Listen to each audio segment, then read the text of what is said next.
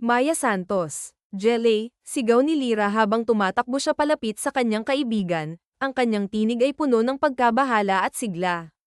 Oh, Lira, ba't ka sumisigaw dyan? Tugon ni Jelly, abala sa pagsasampay ng mga damit, ang kanyang mukha ay puno ng pagod ngunit may ngiti pa ring sumisikat. Kailangan daw ng extra weight sa catering ni Tita Rosa.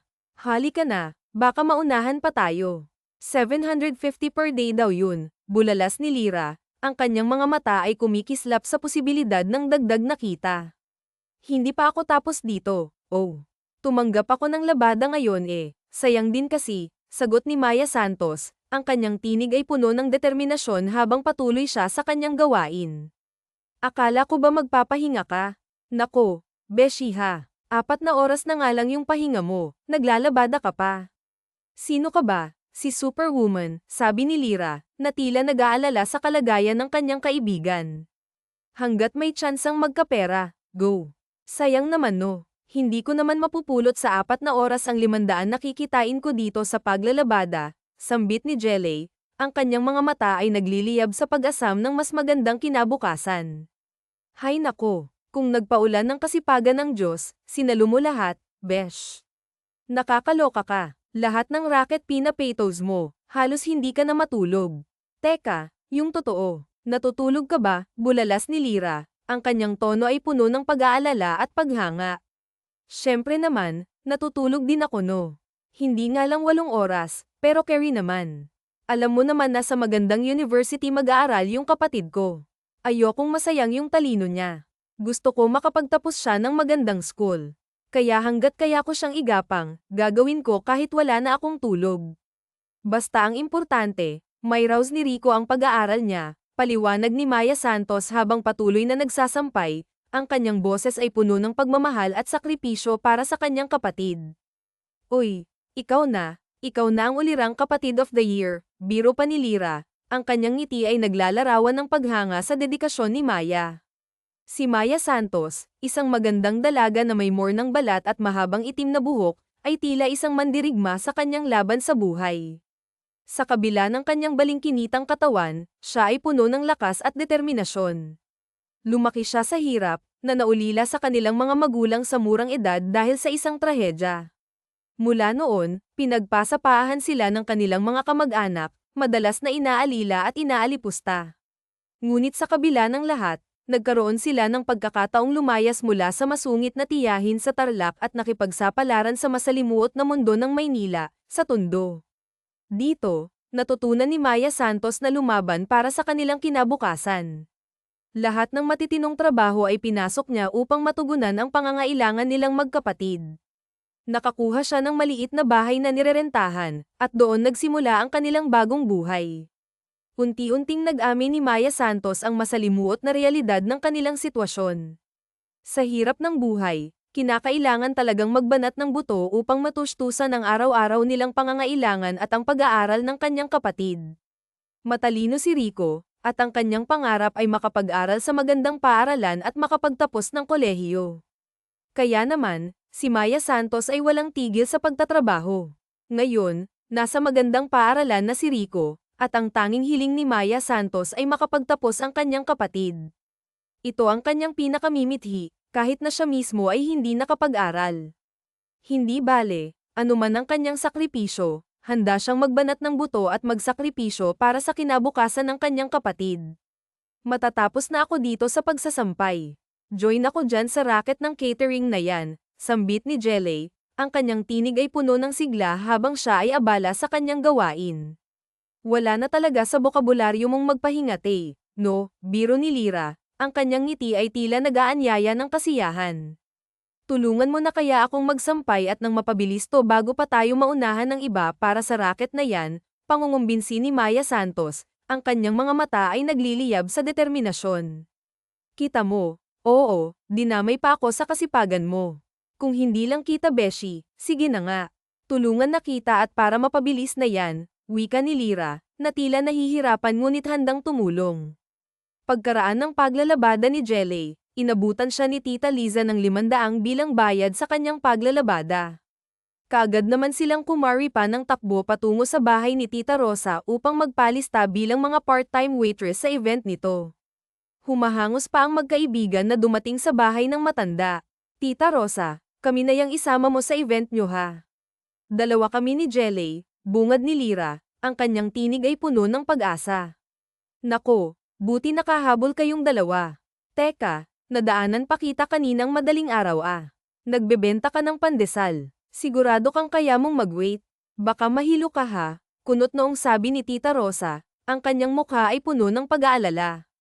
Naku Tay, after niyang magtinda ng pandesal, tumanggap pa yan ng labada, sulsol ni Lyra, na tila nagtataka sa kakayahan ng kanyang kaibigan. Nako, kakayanin mo pa ba? Natutulog ka pa ba? Jelly, tanong ni Tita Rosa, ang kanyang tono ay puno ng pag-aalala. Huwag na po kayong mag-alala sa akin. Kayang-kaya ko yan. Kailan ba ako pumalpak sa mga pagpa-party sa inyo? Kahit wala akong tulog, carry ko no, pagyayabang ni Maya Santos, ang kanyang kumpiyansa ay tila nakakahawa. Baka mamaya bigla ka nalang mahilo sa event ha. Ikaw pang alalahanin namin doon, sabi pa ng matanda, ang kanyang mga mata ay puno ng pag-aalala. Hindi po Tita Rosa, magtiwala ka sa akin. Kaya ko yan. Paglalako ni Maya Santos, ang kanyang ngiti ay puno ng determinasyon. Oh, sige, ikaw bahala. Basta 750 per day tayo ha. Diretso na ako sa Siren Hotel sa function hall, 12 noon to 4 PM lang naman pero mabigat ang trabaho ngayon ha. Maraming mga bigating guest ang may birthday, kaya buti din na kayong dalawa yung mag-wait. Magaganda, pambabula ni Tita Rosa, ang kanyang tono ay puno ng pagpapahalaga. Nambola pa to si Tita Rosa eh. Hindi kami magpapadagdag ng bayad. Okay na kami sa 750, biro ni Lyra, ang kanyang boses ay puno ng katuwang na saya. Hoy, 750 lang tayo, sabi ng matanda. Siya, pumunta na kayo doon. Nandun na ang anak ko na si Mika, siya na ang mag-oorganisa ha, buong pusong pasasalamat ni Maya Santos. Ganito naman tayo dito sa Tondo di ba? Tulungan, nakangiting sabi ng matanda, ang kanyang ngiti ay puno ng kabutihan. Matamis na ngiti ang sinukli ni Maya Santos at saka sila umalis ng kaibigan. Ilang saglit nga lang ay narating na nila ang Siren Hotel sa Quezon City. Ang event ng araw na iyon ay birthday lunch ng isang kilalang politiko kaya't bigatin ang mga inaasahang bisita. May mga politiko, negosyante, at kilalang personalidad. Kaagad silang inorient ni Mika sa mga gagawin nila at kung paano sila makikisalamuha sa mga bisita. Nagbigay na din sa kanila ng uniform na kaagad nilang sinuot. Bestie, sigurado kang carry mo today ha. Madaling araw ka pa pala dilat OMG ka, sambit ni Lyra habang inaayos ang suot na uniform. King Carrie, bestie, para sa kapatid, go, go, go, biro ni Jelly, ang kanyang ngiti ay puno ng pag-asa. Alam mo, hindi talaga ako nagkamali na ikaw yung kinaibigan ko sa Tondo. Buti sa'yo ako napasama at hindi napariwara yung buhay ko. Buti lumayo ako sa mga kerengkeng na sinasamahan. Tingnan mo ngayon, mga buntis na at walang ama ang mga anak, pasinghal ni Lyra, ang kanyang tono ay puno ng pagsisisi. Hay nako, bestie, huwag na nating i-judge no. Malay natin, dumating ang panahon na magbagong buhay sila at malay mo sila pa ang yumaman diba? May kanya-kanya tayong pinagdadaanan sa buhay. Hindi porkit nakikita natin silang ganoon wala na silang seryosong pinagdadaanan. Pero salamat, bestie, kasi ikaw ang bestie ko sa Tondo, masayang sabi ni Jelly, ang kanyang mga mata ay nagliliyab sa pagkakaibigan. Nagsimula na ang party sa function hall ng hotel. Tama nga at kitang-kita na mga bigatin talaga ang panauhin sa selebrasyon na iyon. Kinakabahan man si Maya Santos na mag-serve, pinagwalang bahala na lamang niya iyon. Inisip niya na lang ang kikitain niya para sa araw na iyon. Maya-maya, kinuha niya ang tray na may laman na cocktail drinks at umikot siya sa function hall. Ilang hakbang pa lamang ay unti-unting naubos ang laman ng dala niyang tray, kaya bumalik siya sa kitchen at kumuha ng isa pang tray na may mga drinks. Muli siyang umikot sa function hall at katulad kanina, mabilis na naubos ang laman maliban na lamang sa nag-iisang cocktail drink na naiwan sa tray na hawak niya. Nagtangka pa siyang umikot, baka may naghahanap pa ng maiinom. Sa kanyang pagbeleng, aksidente siyang natabig ng isang lalaki, dahilan upang tumapon ang drink sa suot ng lalaki. Mabilis na naalarma si Jelly. Ito ang unang pagkakataon na nangyari ito sa kanya. Mabilis niyang kinuha ang panyo na nasa kanyang bulsa at pinunasan ang coat ng lalaki. Sorry sir, sorry, paulit-ulit na paghingi ng tawad ni Jelly habang pinupunasan ang basang coat nito. Marahang inangat ng lalaki ang kanyang paningin at tumambad sa kanya ang halatang nag-aalalang mukha ni Maya Santos. Ngunit ang mas nakaagaw pansin sa lalaki ay ang magandang mukha ni Maya Santos. Tila napako ang kanyang paningin sa maamong mukha ng dalaga. Ilang segundo siyang hindi kumurap. Sorry sir, muling sambit ni Jelly sabay pahid sa coat ng lalaki. Nagbalik ang ulirat ng lalaki at marahang pinigil ang mga kamay ni Maya Santos sa pagpupunas. Nang mahawakan ng lalaki ang mga kamay ni Maya, tila may kuryente na umakyat sa katawan ng dalaga. Mabilis niyang binawi ang kanyang mga kamay at napatingin sa lalaki. Napalunok siya dahil sa angking kagwapuhan ng lalaki, mapunggay ang mga mata, matangos ang ilong, at may mapupula at makakapal na labi na tila nang aakit na halikan. It's alright, mababang tono na boses ng lalaki na mas nagpabilis pa ng pintig ng puso ng dalaga. I am fine, ngumiti pa ito sa kanya, ang kanyang ngiti ay tila nagbigay ng liwanag sa kanyang puso. Dito naman, tila naluso ang puso ni Maya Santos nang masilayan niya ang napakagandang ngiti ng lalaki. Ang ngiti nito ay tila sinag ng araw na pumapawi sa lahat ng kanyang pag-aalinlangan. Pinilit niyang iniwas ang kanyang tingin, ngunit halatang natuliro siya sa kanyang naramdaman. Are you okay? Tanong ng lalaki. Ang kanyang boses ay kasing ganda ng isang DJ sa radyo na nagbibigay ng aliw. Okay lang po sir. Sorry po talaga, paghingi ng paumanhin ni Jelly. Ang kanyang boses ay may halong kaba. Sorry ka ng sorry. Sabi ko na nga na okay lang eh. Napangiti pa ding sabi ng lalaki. Ang kanyang tinig ay puno ng pag-unawa. Ngunit pilit na ngumiti si Jelly, kahit na ang kanyang puso ay tila naglalakbay sa mga ulap. Salamat po, mauuna na po ako, naiilang na sabi niya, at mabilis na nagtungo sa kitchen. Doon, kanina pa pala siya pinagmamasdan ni Lyra, ang kanyang matalik na kaibigan. Hoy, maharot ka ha, sabi nito sabay kurot sa tadyang ng babae. Aray, bakit ba, tugon ni Jelly, ang kanyang mukha ay puno ng gulat. Bakit mo kinakausap yung gwapong lalaki na yun ha? Tanong pa ng kaibigan, ang kanyang mga mata ay kumikislap sa intriga. Natapunan ko ng drinks, buti nga mabait, okay lang daw, tugon ni Maya Santos, ang kanyang tono ay naglalaman ng pag-aalala. OMG, natapunan mo ng drink si Warren Arguelles, bulalas ni Lyra, ang kanyang boses ay puno ng pagkabigla. Warren Arguelles, sino yun? Maang-maangan ang dalaga. Tila naguguluhan. OMG ka talaga. Yung lalaking natapunan mo ng drinks ay si Warren Arguelles, sabi pa ni Lyra, ang kanyang tono ay puno ng excitement. So, anong so? Siya lang naman ang pinakasikat at pinakayami na young businessman ngayon. Hindi ka ba nanonood ng TV Patrol? Nasa balita yan, paliwanag pa ng kaibigan, ang kanyang mga mata ay tila nag-aapoy sa dami ng impormasyon.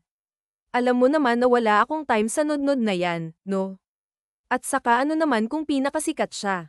Hindi ko siya pwedeng matapunan, ganun, pagtataray ni Jelly, ang kanyang boses ay puno ng determinasyon. Sayang lang ang opportunity day. Sana nag-selfie kayo o kaya nakipagbeso ka, biro pa ni Lyra, ang kanyang ngiti ay puno ng pang-aasar. Hala siya, no way, no. Wala akong panahon sa mga ganyan-ganyan. Nandito tayo para magtrabaho, sagot ni Jelly, ang kanyang tono ay puno ng seryosidad. Pero aminin mo, ang gwapo diba? Diba? Diba? Aminin mo, pangungulit pa ng kaibigan, ang kanyang boses ay puno ng pangungulit. Oo na, gwapo na. Parang anghel na bumaba sa lupa, kinikilig na sabi ni Maya Santos, ang kanyang mga mata ay nagliliyab sa pagkaka-inlove. Diba? Sayang. Sana ako na lang yung nakadisgrasya sa kanya. Tapos papadisgrasya din ako sa kanya. Cheres, biro pa ni Lyra, ang kanyang boses ay puno ng saya. Marahan namang sumilip si Jelly sa pinto ng kitchen at sinipat kung nasaan si Warren, ang lalaking natapunan niya ng wine. Laking gulat na lamang niya nang makita niyang nakatingin din pala ito sa kanya. Muli itong ngumiti at tinaas ang hawak na wine. Naintindihan naman niya kaagad kung ano ang sinasabi nito kahit nasa malayo. Cheers! Nang laki ang mga mata ni Jelly at mabilis na nagtago.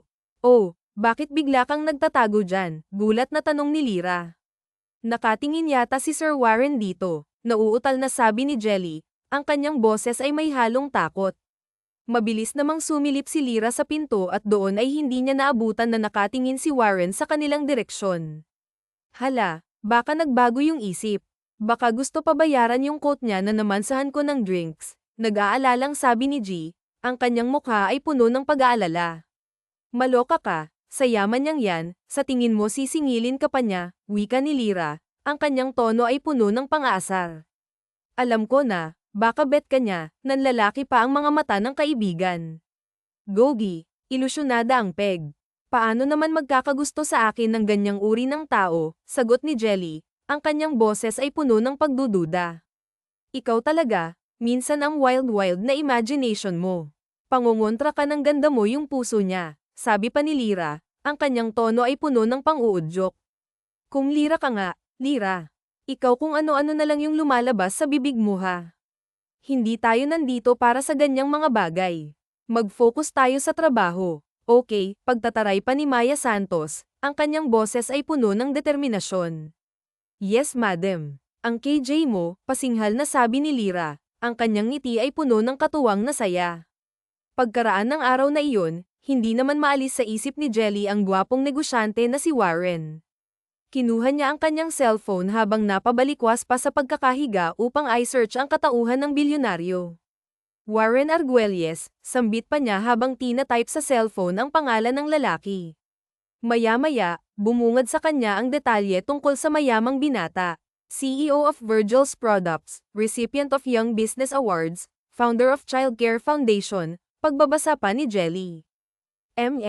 Bukod sa pagiging CEO niya, may magandang puso at dahil may sariling charity pa, hinuha pa niya, ang kanyang puso ay tila nagliliyab sa pag-asa. Ngunit bukod doon, may mas nais pa siyang malaman tungkol sa binata. Nais niyang malaman ang tungkol sa personal nitong buhay. Binata pa nga ba ito? May asawa o may anak? Biglang bumagsak ang balikat ni Jelly nang mabasa na may girlfriend na ito, ang socialite na si Tiffany Moore, isang film model na nakabase sa Pilipinas. Bigla na lamang niyang binaba ang kanyang hawak na telepono at bumantong hininga. Hay, bakit naman kasi umasa ako na posibleng mahalin ang tulad kong mahirap ng isang bilyonaryo? Nanaginip na naman ako ng gising, sambit pa niya sa sarili.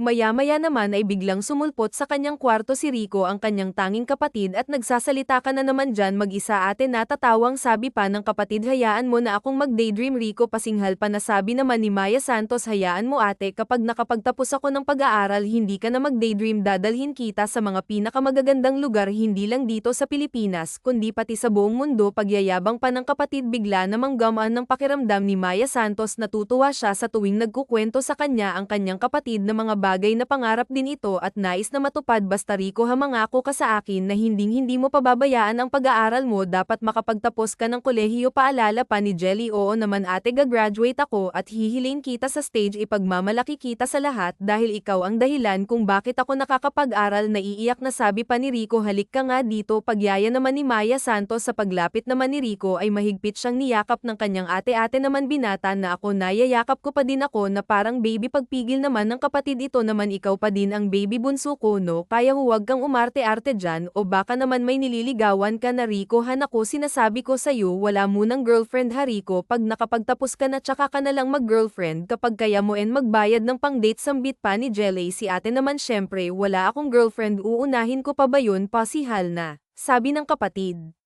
Aba, dapat lang unahin mo muna yung pag-aaral mo. Dapat yumaman ka muna at maging very successful, sambit naman ni Jenny. Huwag kang mag-alala sa akin, ate. Gagawin ko lahat para masaklian yung pagsasakripisyo mo para sa akin. Ikaw nga ang inaalala ko dyan wika pa ni Rico. Ha, bakit naman, pagtataka naman ni G. Ate, minsan masarap din na may inspirasyon ka. Tumatanda ka na. Oh, may boyfriend ka na ba? Pambabala pa ng kapatid. Ako nga'y tigil-tigilan mo, Rico ha. Wala sa hinagap ko ang mag-boyfriend, nanlalaking butas ng ilong na sabi pa ni Maya Santos. House, Ang dami-dami mong maliligaw dyan sa labasan. Wala kang kurso na kahit isa sa mga yun, sambit pa ng kapatid. Hello, hindi naman sa mina maliit ko ang mga nandyan sa kanto no, pero mga tambay ang mga yan. Mga walang pangarap sa buhay. Ano ako pa ang bubuhay sa kanila? No way, pagsinghap ng dalaga. Maya-maya naman ay napansin ni Rico ang larawan sa cellphone ng kapatid. Napansin nito na tila ba may sinesearch ito sa internet. Yan ba? Ate, sabay agaw ng kapatid sa cellphone ni Jelly. Oy, si Warren Arguelles to ah. Ito ba yung crush mo, pambubuko pa ni Rico? Akin na nga yan. Anong crush? At saka bakit mo kilalaong si Warren Aguilas na to, pagtataka pa ni Jelly habang kinukuha ang cellphone sa kapatid. E kailan lang laman ng balita yan eh. Yan yung naging Young Businessman of the Year ba? Ibang klase pala ang crush ng ate ko, big time, panloloko pa ni Rico. Magtigil ka, Rico ha. Hindi ko crush yan. Naging guest kasi namin yan sa event na pinag-rock ko, namumulang sabi pa ni Maya Santos. Tapos na in love ka sa kanya nung nakita mo siya. Oy, si ate pumapag-ibig, pangungulit pa ng kapatid. Maya-maya naman ay bigla na lang nagring ang cellphone na hawak ni Maya Santos. Nakita niyang nag-register ang pangalan ni Tita Rosa, ang siyang may-ari ng catering services na pinag-rock niya. Mabilis naman niyang sinagot ang tawag. Baka sakaling mai-offer naman itong bagong racket. Hello, Tita Rosa, bungad ni Maya Santos. Maya Santos, nakauwi ka na ba? Tanong ng matanda. Ah, opo, pinauwi na po kami ng anak niyong si Mika kanina matapos po ng event, pero yung iba po nandun pa naglilinis pa. Bakit po, usisa pa ni Jelly? Ah, oo kasi si Mika tumawag. May after party pa pala ang celebration kanina sa Siren Hotel. Ngayon, nakikiusap yung hotel manager ng dagdag na tao kasi hindi daw nila kaya ay accommodate lahat ng guest. Nabigla daw sila kasi bigla ang nag-rent ng additional 30 rooms yung may birthday, paliwanag pa ni Tita Rosa. So ano pong magagawa kong tulong? Tanong pa ni Jenny. I refer sana kita na extra sa housekeeping ng hotel. Kulang daw sa tao talaga eh. Hindi naman ako basta-basta magre-rekomenda ng hindi ko alam magtrabaho, pero ikaw kasi subok na subok ko na eh, sabi pa ng matanda. Nako, salamat po ha, masayang sabi pa ni Maya Santos. Ano, kaya mo pa bang extra rocket ngayong gabi?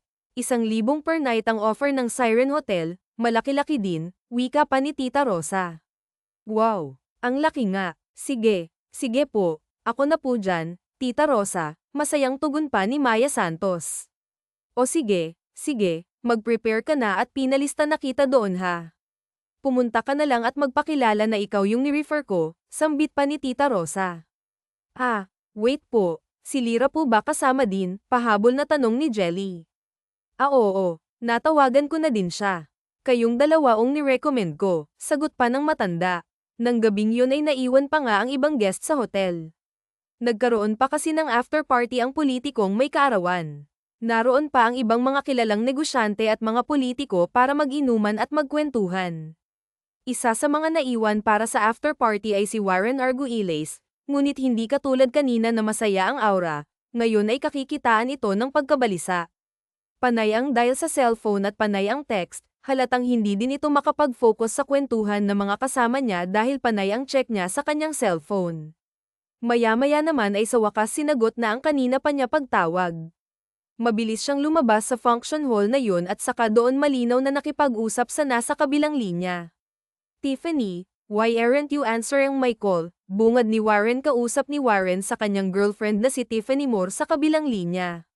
I am busy, don't you understand that? Bulalas naman ang nasa kabilang linya. Is it true? Tanong ni Warren. Matagal na kasing alam ng mundong ginagalawan nilang mayayaman ang rumor at haka-haka tungkol sa sikretong relasyon ni Tiffany sa isang soccer player na nagngangalang Thomas Wilder. Kanina nga ay may pinadalang litrato kay Warren sa kanyang katiwala na nagpapakitang magkasama ang dalawa na kumakain sa isang exclusive restaurant. True. What? Ano bang pinagsasasabi mo, Warren? I am tired. Ayokong makipagtalo sa iyo ngayon. Okay, pagsinghap ni Tiffany. Ang relasyon yun ni Thomas Wilder. Is it true? Pasiga na sabi pa ni Warren. Come on, Warren, we already talked about this. That is all lies. Rumors. Huwag ka nga magpapaniwala ng kung sino-sino, Warren, galit na tugon ni Tiffany. How about the picture of both of you together in a restaurant? Ang sweet nyo nga eh, naiinis na sabi pa ni Warren. Napalunok si Tiffany sa narinig at kinabahan. Natahimik ka, totoo ba? Totoo ba? Tiffany, na bukod sa akin ay may kinakalantari ka pang iba, sigaw ni Warren sa kabilang linya. What the hell? Huwag na huwag mo akong pasinghalan pa, sabi ni Tiffany sabay pagbaba ng telepono. Nabigla naman si Warren sa mabilisang reaksyon ni Tiffany. Hindi siya handa sa agarang pakikipaghiwalay ng kasintahan. Tiffany, Tiffany, Tiffany, sigaw ni Warren pagkababa ng telepono ng nasa kabilang linya. Halos manlumo si Warren sa narinig. Sinubukan pa niyang tawagang muli si Tiffany ngunit patay na ang cellphone nito. Nakahanap naman si Warren upang iwasan ang sakit ng breakup na yun. Nagpakalasing siya. Wala siyang sinayang na alak kasama ng mga kaibigan sa mundo ng negosyo at politika hanggang sa isa-isang nagsuka ang mga kaharap niya. Hindi pa doon natapos ang lahat. Pagpasok ni Warren sa kwartong iyon ng hotel ay umorder pa siya ng sangkaterbang hard liquor, naginom ng mag-isa, pinilit na takasan ang pait ng pakikipaghiwalay sa kanya ni Tiffany. Dinig na dinig naman sa labas ng kanyang hotel room ang kanyang mga sigaw at pag-iyak dala ng kalasinggan. Tiffany, Tiffany. Why did you do this to me? Tiffany, you are a liar. You are a goddamn cheater. Cheater, liar, pag-uulit na pagsisigaw ni Warren sa loob ng kanyang room. Nasa labas naman ng kwartong iyon ang kanyang personal assistant na si Roy dahil nag-aalala na din sa kanyang boss. Natatakot naman itong pumasok sa loob ng room dahil baka lasing ito at siya pa ang mapagbuntungan ng galit. Kasama naman ni Roy na mga sandaling yun ang head ng housekeeping ng hotel na si Andrea.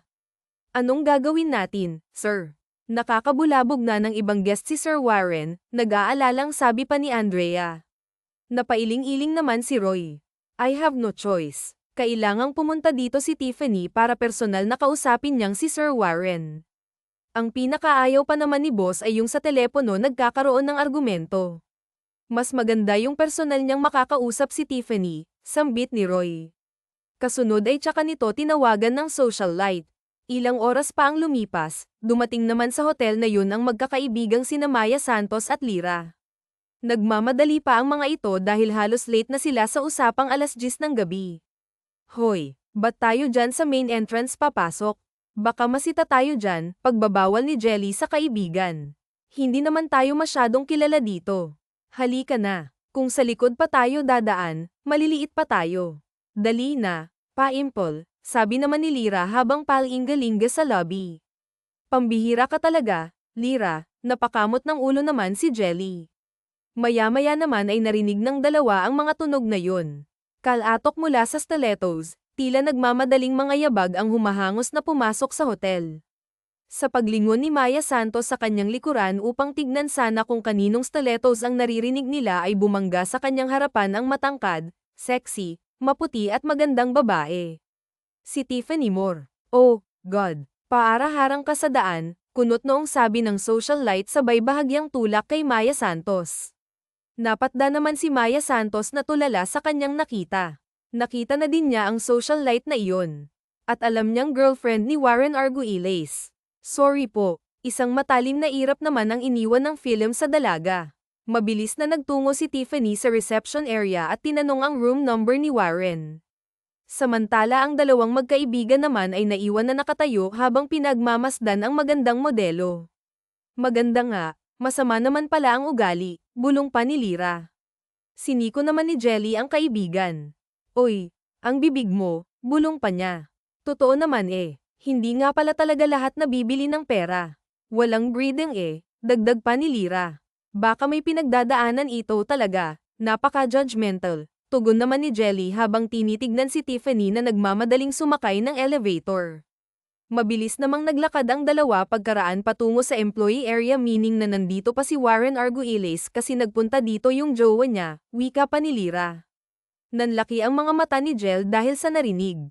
Nandito pa si Warren, sa isip niya may halong pananabik pa sana siya ngunit tila isip niya din ang pumutol ng excitement na iyon dahil sa pagdating ni Tiffany. Alam na. Jog-jog times na sila ng mahaderang Tiffany na yun kaya siguro nagsusungit dahil Katie na, sarkastikong sabi pa ni Lyra. Natahimik naman si Jelly. Maaari kasing totoo ang opinyon ng kanyang kaibigan. Buong gabi naman ang shift ng magkaibigan bilang tagalinis ng mga kwartong ginamit ng mga bisita ng politiko na nagke-celebrate ng birthday sa hotel.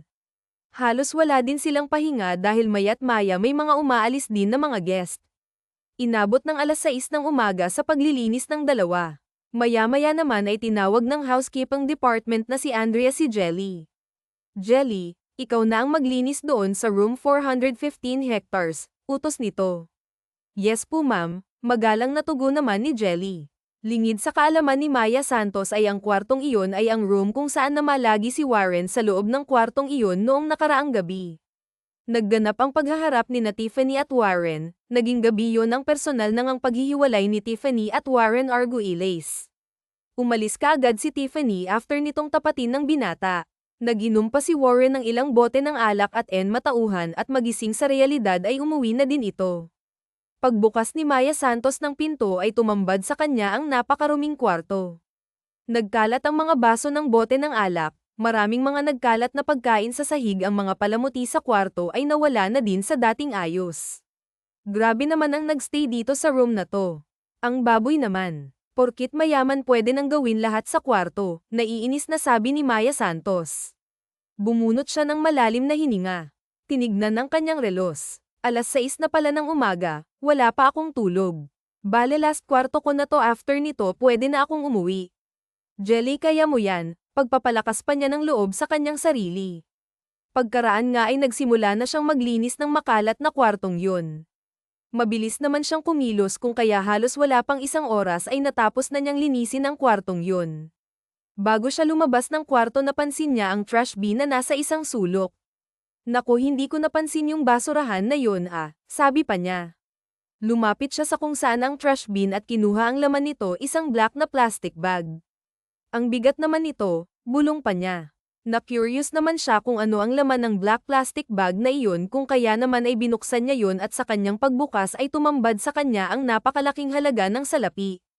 Muli niya itong sinipat at hindi nga siya nagkakamali, mga tig-1,000 na makapal na nakabundle sa tansya niya ay aabot ito ng milyon-milyong halaga. Kinabahan si Jelly. Nasa basurahan na ang perang yun at wala na din ang huling nagstay sa hotel. Kung tutusin nga ay pwedeng-pwede na niyang angkinin ang malaking halagang yun. Malaking bagay na yun para sa kanilang magkapatid, makakahanap na sila ng desenteng bahay at higit sa lahat sigurado siyang mapapagtripan si Zeline nang magbalik siya sa kanyang ulirat. Na-realize niya na hindi siya ganong klaseng tao. Hindi sa kanya ang perang yun, hindi niya pinaghirapan kundi pinaghirapan ng iba. Unfair yun sa tingin niya at hindi siya ganong klaseng tao, hindi siya manloloko, hindi siya sinungaling at hindi niya kayang angkinin ang bagay na hindi naman sa kanya. Pagkaraan niyang maglinis ay dumiretso sa kaagad sa kanilang housekeeping head na si Andrea at doon ay nag-usap sila sa loob ng isang kwarto kasama si Lyra. Ikaw Jelly. Tayo-tayo lang dito, wala pang nakakaalam na may 5 milyon sa kwartong yun, pwedeng-pwede mo angkinin yang pera na yan, tapos kahit tig 100,000 lang sa amin ba ni Lyra, saad pa ni Andrea pagkaraang bilangin ng limpak-limpak na salaping yun. Dinamay pa ako nito biro naman ni Lyra. Basta bestie, kung ano ang desisyon mo sa perang yan doon ako nakapag-decide na po ako, Ma'am Andrea, ay salay ko po ito sa totoong may-ari ng perang, hindi ko kayang angkinin ng perang, hindi ko naman pinaghirapan, paliwanag pa ni Maya Santos. Jelly, ang pera hindi lang sa pagsisipag nakukuha, minsan sa swerte din, kaya nga may mga tumataya ng luto, may mga nagkakaso-baso, ang tawag dyan sa nangyari saw ay swerte-swerte ka kasi ikaw ang nakakita ng pera dyan sa room 415 at ako ang nag-utos sa'yo, kaya dapat may share ka din sa akin kahit magkano lang, ngilit-ngiting sabi naman ng housekeeping head. Pasensya na ma'am pero kaya ng konsensya ko, hindi ko kayang angkinin talaga, isosoli ko na lang ma'am, baka mas maganda pang balik sa atin kapag ginawa natin ng tama at nararapat, sabi pa ni Maya Santos.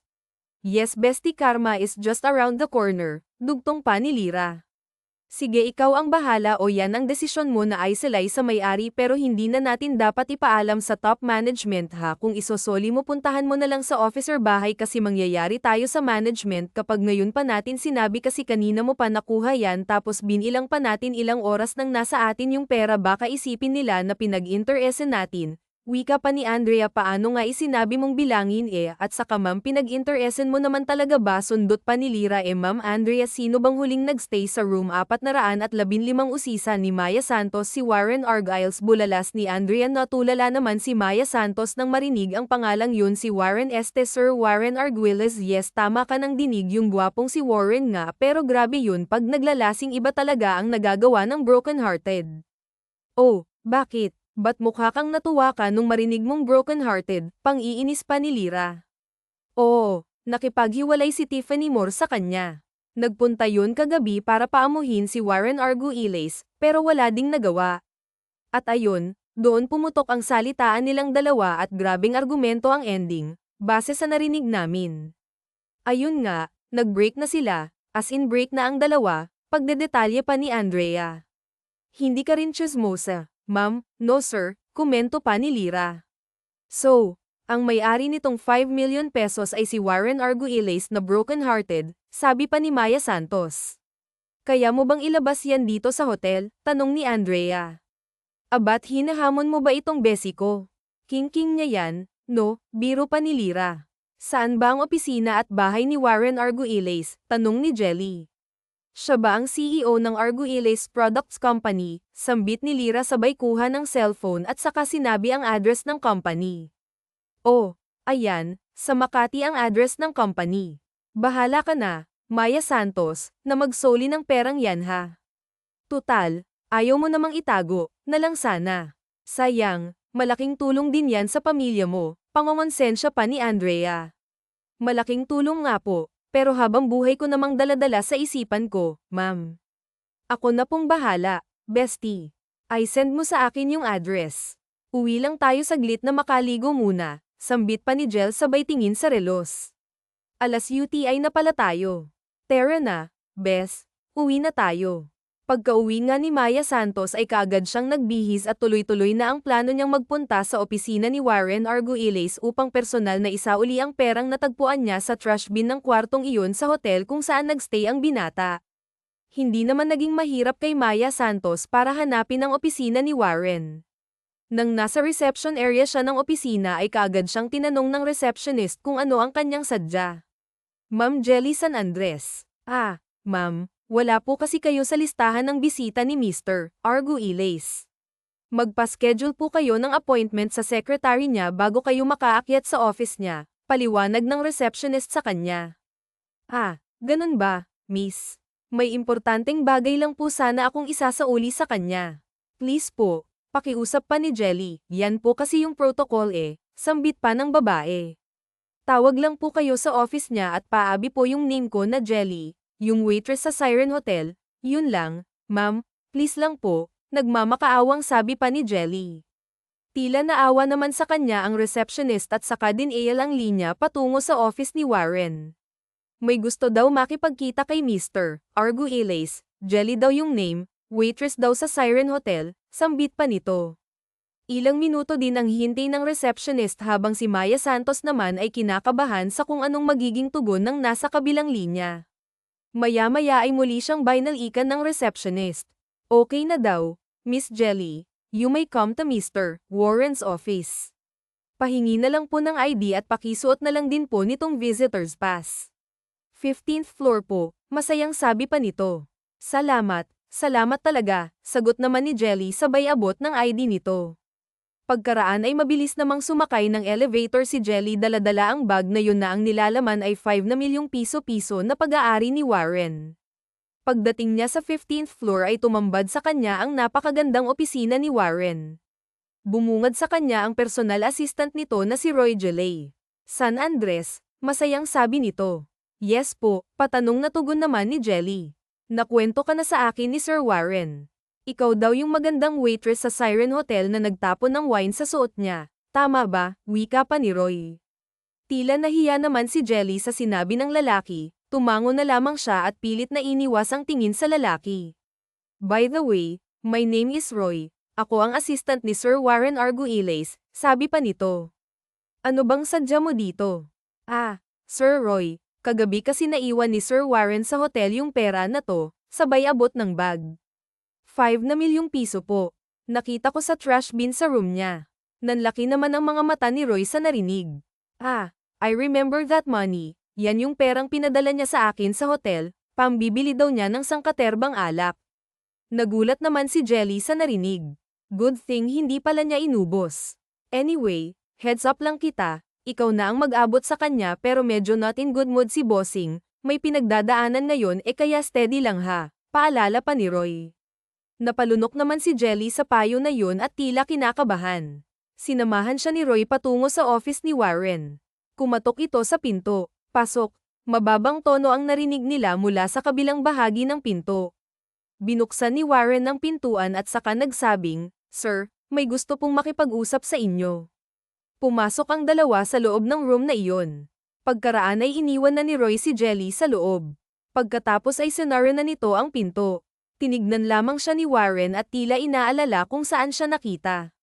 "You are from Siren Hotel, right?" "Yes po, sir. Part-time waitress po sa catering sa Siren Hotel," nauutal na sabi pa ng dalaga. All right. What brings you here?" usisa ng lalaki. "Ano nga pala ang pangalan mo?" "Jelly po. Jelly San Andres po," pagpapakilala pa niya. "I am Warren Arguelles," tugon naman ng binata. "Ah, sir, may iaabot sana ako sa inyo Panimula ni Jelly sa kapinatong ang bag na yun sa malaking table sa harapan ni Warren. "Naiwan niyo po sa room niyo sa hotel ang perang yan. Huwag po kayong mag-alala, wala pong bawas yan." Tila napakunot noon naman si Warren at nag-isip kung may naiwan ba siyang pera sa hotel. Ilang segundo pa ay tila nagbalik sa ulirat niya ang perang ni-request niya sa kanyang assistant. Naaalala niya din na dahil sa kalasinggan niya, imbis na ipambili ng mamahaling alak ay tinapon niya ito sa basurahan. Kalasinggan ang dulot ng kanyang broken heart. "Ah, yang pera na yan. You can take it, Jelly. Sa'yo na yan. Sorry for being so clumsy. Nakakahiya. Ang gulo siguro ng naiwan kong room sa hotel. And hindi ko sinasadya na itapon ang pera dahil alam natin ang halaga ng bawat sentimo. But since with no intentions na itapon ko yung 5 million pesos at ikaw ang nakakita, sa'yo na yan," sambit pa ni Warren. Namilog ang mga mata ni Jelly. Totoo nga ba ang kanyang naririnig? Binibigay na sa kanya ni Warren ang milyon-milyong perang yun. Ngunit mabilis ang naging reaksyon ng dalaga. "Nako, sir, hindi po sa akin ang pera na yan. Kahit naman ganito ako kahirap, kahit kailangan ko ng pera, hinding-hindi ko po aangkinin ang bagay na hindi sa akin. Alam kong malaking tulong yan, pero pasensya na po sir, hindi ko po talaga matatanggap. Alam ko po may mga charities kayo, pwede po doon nyo na lang po ibigay ang pera na yan," wika pa ni Jelly. Mula naman sa malalim na pag-iisip tungkol sa breakup nila ni Tiffany, tuluyang na-convert ang pag-iisip nito sa mga tinura ni Jelly. Napatitig muli siya sa magandang mukha ng dalaga. May kung anong kumiliti sa kanyang puso at bumilib siya sa prinsipyo ng dalaga. "Ah, okay. Tanging nasambit ni Warren, "Yun lang po sir, maraming salamat po, mauna na po ako," nakangiting sambit ni Jelly sabay tumalima ito paalis ng room na yon. Nanatili namang tulala si Warren, pinagmamasdan lamang niya ang papalabas na si Jelly. Ilang sandali pa ay tinawag ni Warren ang kanyang assistant na si Roy. "Nakaalis na ba si Jelly?" bungad ni Warren. "Yes, sir. Sinamahan ko na makasakay sa elevator pababa," tugon ni Roy. "That girl, she has something in her," mahinang sambit ni Warren. "Oh, mukhang nabaling na kay Jelly ang utak mo, sir." Pabirong sabi pa ng assistant. Napailing naman si Warren, bamantong hininga at muling naisip ang breakup nila ng socialite. "Napagtanto ko lang na after 1 year of our relationship, ang tagal ko na din palang nagpanggap sa sarili ko na may iba pa siyang kinakausap at minsan kapag hindi kami magkasama, she's a well-known cheater pero nagbulag-bulagan ako para sa kanya. Nagpakatanga ako, na-realize ko na hindi pala worth it ang pakikipagrelasyon sa kanya. She's obviously cheating. Pero hindi ako naniwala. Nagpapakatanga kaya bago pa lumalim ang relationship namin, I think it's best na naghiwalay na nga kami. She can do whatever she wants and so I am," tila natauhan pa na sabi ni Warren. "Exactly, sir. Matagal ko nang sinasabi yan sa'yo, buti na untog na kayo," banat pa ng assistant. "Anyway, kaya kita pinatawag hindi para ungkatin yung relasyon namin ni Tiffany. Pwede bang alamin mo ang buhay ni Jelly San Andres? Observe mo lang yung buhay niya. Pakiusap, pa ni Warren. Ha? Bakit, sir? Bulalas ni Roy. I just want to know her background. She seems nice and I want to help her. Hindi niya tinanggap yung perang binibigay ko and nakakabilib din yung prinsipyo niya. I want to know her more, sambit pa ng CEO. Oh, mukhang nahulog yata ang puso mo, sir. Biro pa ni Roy. Napangiti na lamang si Warren at napailing-iling. Noted, sir. Maghahir ako ng private investigator para malaman natin ang background ni Miss Jelly San Andres, paggarantiya naman ng assistant. At ganun nga ang ginawa ni Warren. Nag-hire sila ng private investigator upang alamin ang buhay ng dalagang pumukaw ng kanyang atensyon. Samantala, tuloy naman ang buhay para kay Jelly, balik sa dating gawi, racket dito, racket doon. Hanggat kaya ng katawan ay tuloy-tuloy pa din siya sa pagtatrabaho upang matustusan ang pag-aaral ng kanyang kapatid na si Rico at ang kanilang pangangailangan. Nasaksihan ng private investigators ang buhay ni Jelly, kitang-kita nito ang pagsasakripisyo, pagtatyaga at determinasyon ng dalaga. Agad naman itong na-report kay Warren ang kanyang mga nasaksihan. Sir Warren, wala akong masabi kay Jelly San Andres, kulang ang 24 hours sa kanya, parang hindi nga natutulog dahil panganay ang trabaho, bungad ng private investigator. Anong trabaho niya bukod sa pagwa-waitress sa hotel? Usisa pa ni Warren. Nako, sir, sobrang dami, naglalaba, naglilinis ng bahay ng mayayaman, nag-aalaga ng bata, nagkakahati-hati sa mga catering na nagjo-join, namangha naman si Warren sa mga narinig tungkol kay Jelly. May kung ano sa kanyang puso na tila nagsasabing tulungan ang dalaga. Ngunit dahil sa prinsipyo ni Jelly, alam niyang hindi tatanggapin ng dalaga ang pera kung ito man ang ibibigay niya. Isang hapong yun, magkausap sina Warren at Roy na kanyang assistant. Napansin ni Roy na tila iba na ang nararamdaman ang kanyang boss para kay Jelly. Sir, wala kaninang umaga si Jelly San Andres ng bukang bibig niyo Oo, humahanga ka sa determinasyon at sipag ng tao, pero yung nakikita ko sa inyo parang more than that na yung nararamdaman niyo, sir. Pagtatapat pa ni Roy. Namutla naman si Warren sa sinabi ng assistant.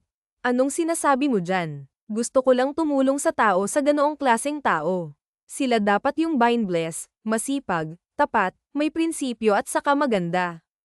Oh, ano yun sir? Amin nyo na kasi nagagandahan kayo kay Jelly. Crush nyo, sir, no, pambubuska pa ni Roy. Napailing naman si Warren. In fairness sa you sir, ang bilis mo makamove on kay Tiffany Moore, sambit pa ni Roy.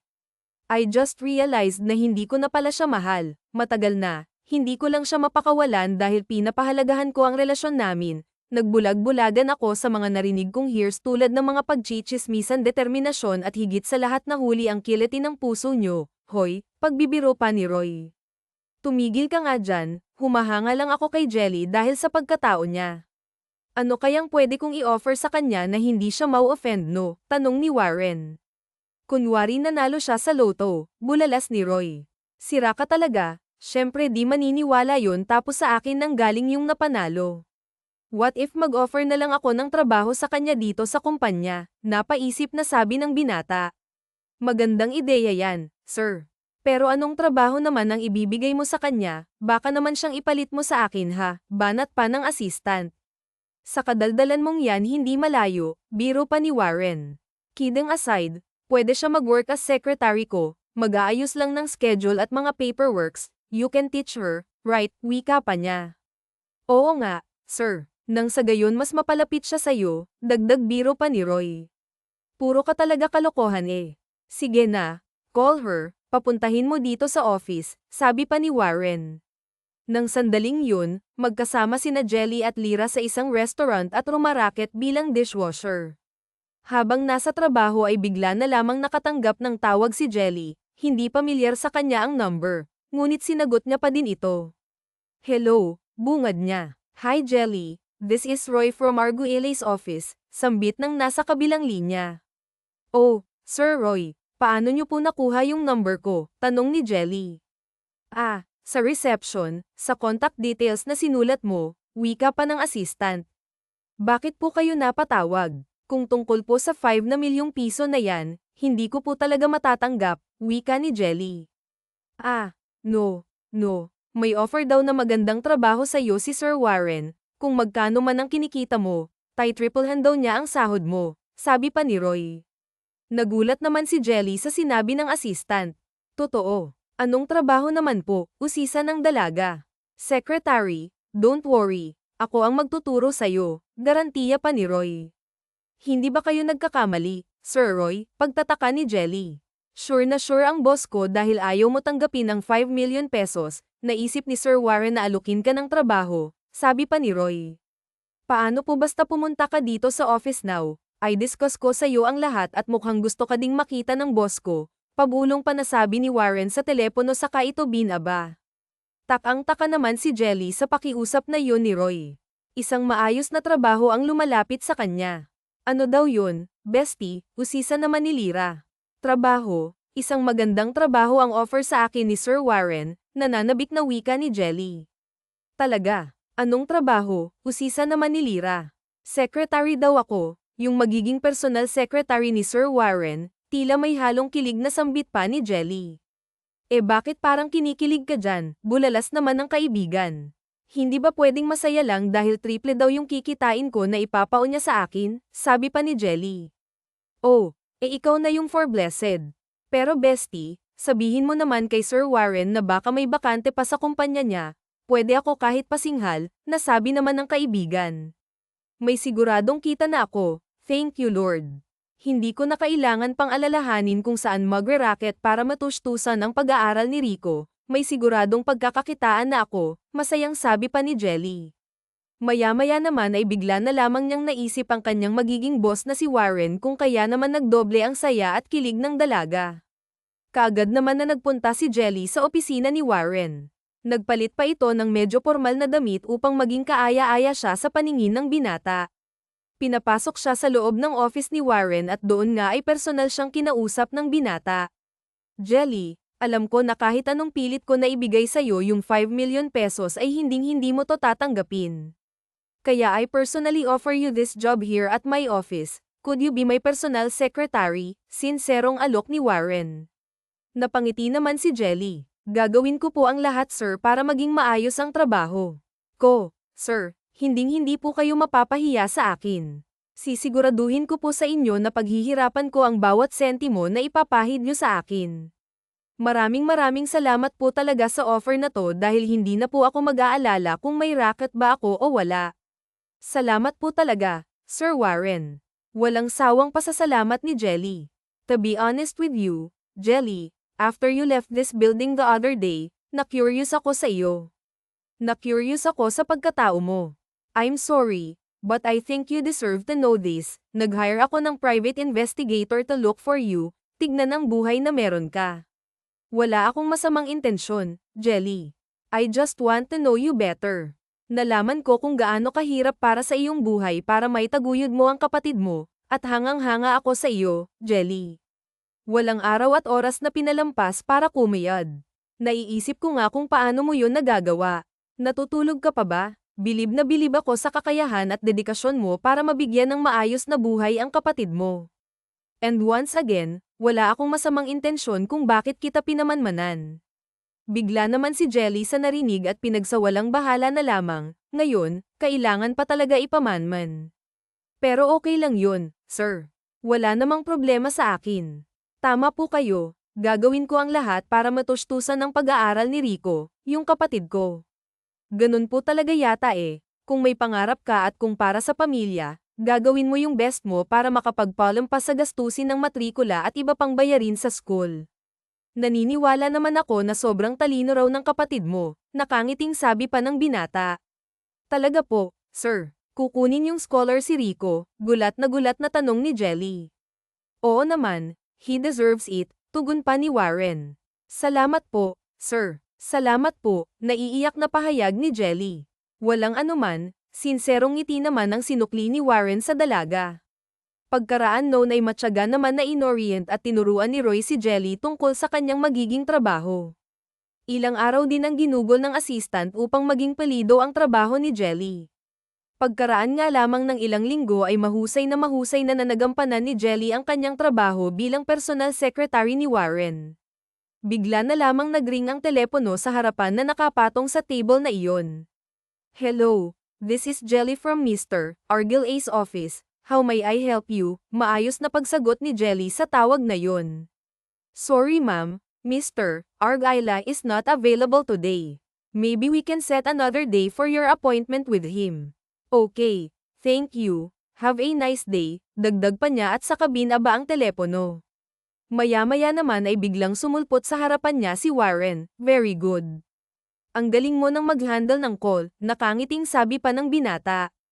Thank you, sir. Naiilang lang ako kapag kailangan kong sabihin na hindi kayo available, kahit nandyan lang naman kayo sa office, sabi pa ni Jelly. Ganun talaga, may mga tao na iniiwasan kong kausapin dahil magsasayang lang ako ng oras sa kanila.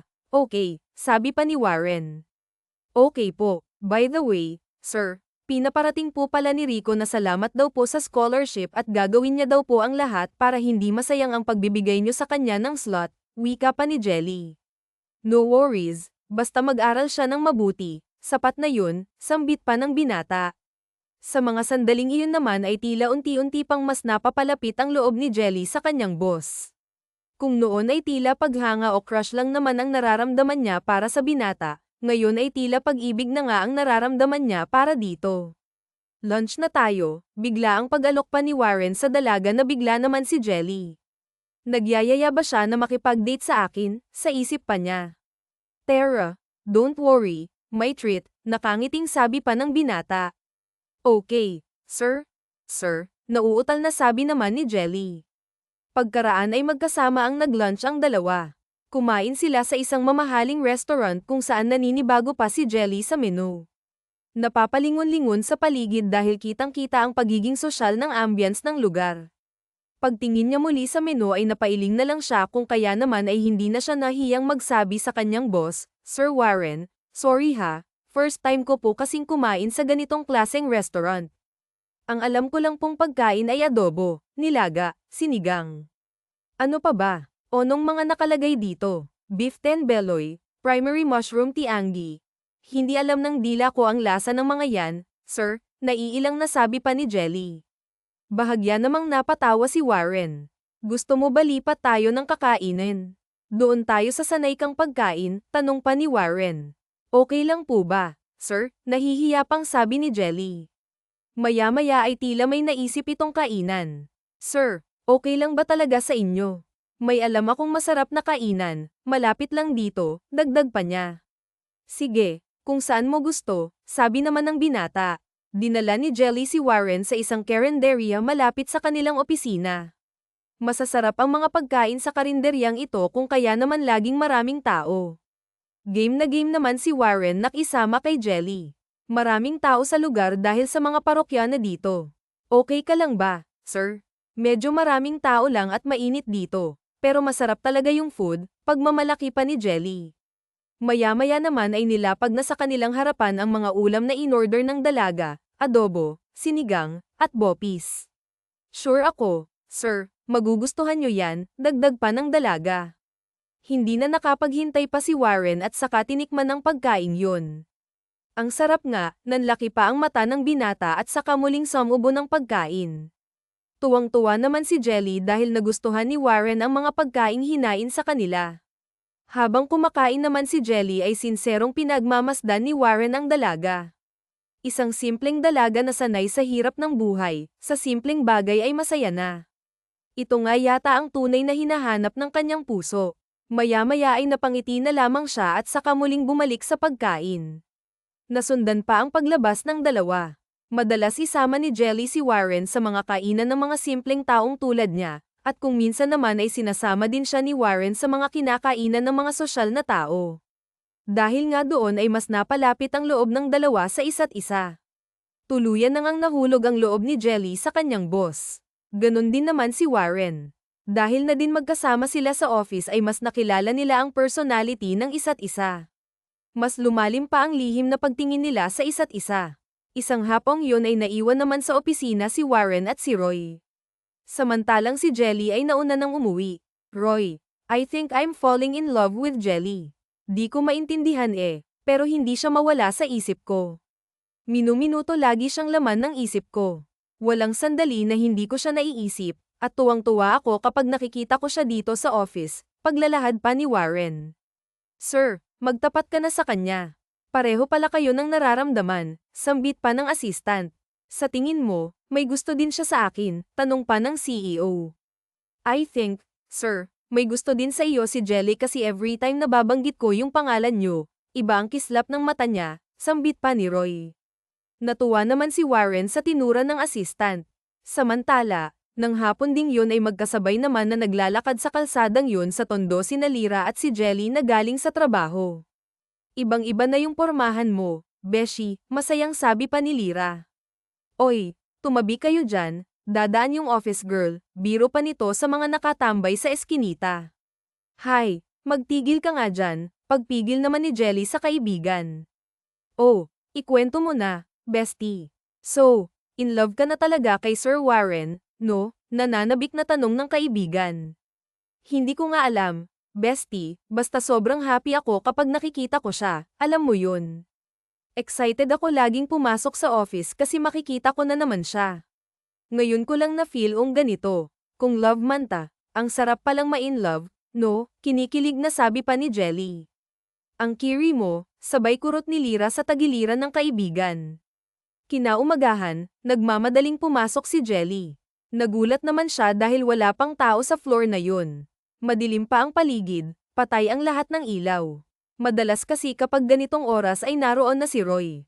Nagtataka siya kung bakit madilim ang buong opisina. Napakunot noo siya at naisip kung weekend na ba. Patuloy lamang siyang naglakad, at maya-maya ay bigla na lamang bumukas ang mga ilaw ng opisina, at doon ay tumambad sa kanya ang napakaraming red roses na nakalatag sa sahig at mga red balloons sa mga walls. Kinabahan si Jelly at nagtaka. Maya-maya naman ay isang makisig na lalaki ang biglang lumabas mula sa isang room ng opisina, si Warren. Tila slow motion pa sa paningin ni Jelly ang paglakad ng lalaki habang papalapit sa kanya na may hawak pang bouquet of beautiful red roses. Ngumiti si Warren sa kanya at saka inabot ang dala nitong bulaklak. Ah, ano pong ibig sabihin nito, sir? Pagtataka ni Jelly. Just Warren, Warren na lang, panimula pa ng binata. Nanatili namang tulala si Jelly sa nasasaksihan. Una pa lang kitang nakita sa hotel, alam kong there's something in you na hindi ko kailanman makakalimutan, something special and something beautiful. Nang muli kitang makita dito sa office, dalang-dala mo yung milyon para isauli, doon ko na-realize na hindi ka lang maganda sa panlabas kundi maganda din ang kalooban mo at ang puso mo, Jelly. You are very beautiful inside and out, at dahil doon unti-unti akong nahulog sa iyo.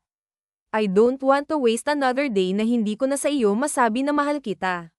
Mahal na mahal kita, Jelly, sinserong pagtatapat ng pag-ibig ni Warren. Unti-unti namang namuo ang mga luha ni Jelly. Bumilis ang tibok ng kanyang puso. Ngayon nga ay sigurado na siya, iniibig din siya ng lalaking nagpapatibok ng kanyang puso. Mahal din kita, sir. Mahal din kita, Warren, tuluyang bumuhos ang mga luha ni Jelly.